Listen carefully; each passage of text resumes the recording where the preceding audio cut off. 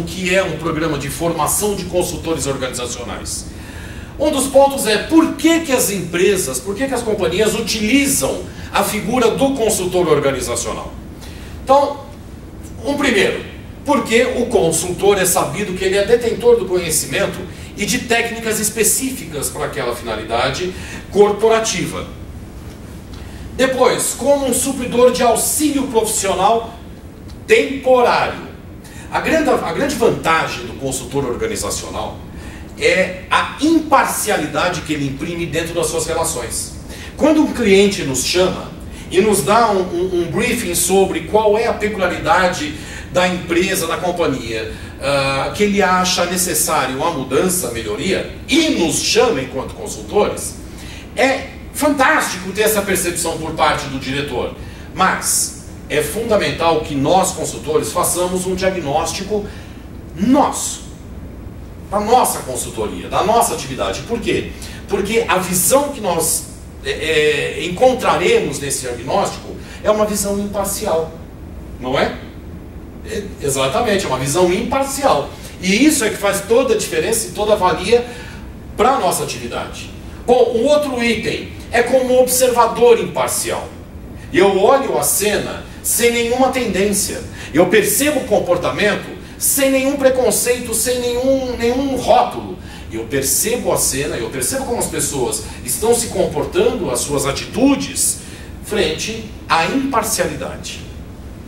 Ainda, enquanto consultores, como um provedor de argumentos que justifiquem a adoção de determinadas medidas. Ou seja, permite que a gente faça uma leitura sobre determinada situação e que apresente um argumento com embasamento, um argumento com o conhecimento técnico do consultor. Isso, exatamente.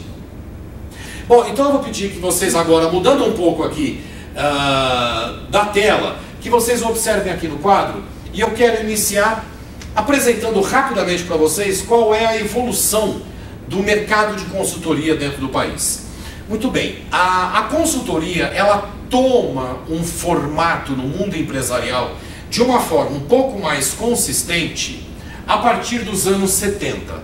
Mas esta consultoria prestada na década de 70 era uma consultoria muito engessada, muito um padrão americano, ou seja, não se desenvolvia dentro do país uma linguagem corporativa que fosse voltado para a realidade brasileira. Portanto, nos anos 70 era uma consultoria um pouco mais engessada. Nos anos 80, o auge da consultoria, ela era uma consultoria muito mais financeira, ela era uma consultoria muito mais administrativa enquanto a negócios. Tanto que nos anos 80 percebemos que aonde nasce efetivamente o workaholic, aonde surge a rivalidade corporativa. Aqui, é claro que esse tema fica para uma outra aula, mas aqui fica muito claro entender qual é o posicionamento da geração X dentro deste contexto corporativo. A rivalidade era muito mais aflorada. Nos anos 90, ainda sob mando da geração X, nos anos 90 há uma abertura de mercado. Há uma abertura de mercado para produtos importados dentro do nosso país. O que acarreta que empresas de fora começam a migrar, começam a vir para o Brasil.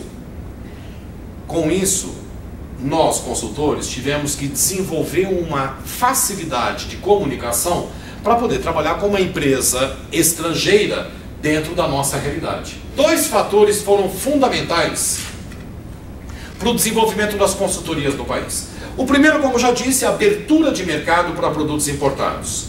A segunda foi a instituição de normas regulatórias como a ISO. A ISO nada mais é do que algumas determinações exigidas por empresas de outros países para que nós, aqui no Brasil, pudéssemos desenvolver seus produtos, seus serviços, mantendo a mesma qualidade do seu país de origem. Muitas consultorias nesse momento, então, sentiram a necessidade da certificação, ou seja, de desenvolver a competência para poder certificar essas empresas nacionais, visando o atendimento das empresas estrangeiras. Com isso, o mercado de consultoria passa por algumas peculiaridades. Então, a primeira delas, por exemplo, carreira. Qual a vantagem de ser um consultor e quais as dificuldades de um trabalho de consultoria? Depois, o que é esperado pelo cliente contratante? O que ele espera de você? Simplesmente um encontro para sensibilizar? Ou ele espera que o seu trabalho de consultor gere um resultado efetivo dentro da sua companhia? E ainda, quais as competências inerentes ao consultor? Toda e qualquer atividade se faz necessário o desenvolvimento de competências. E as competências inerentes a um consultor organizacional devem estar focadas, por exemplo, como no processo em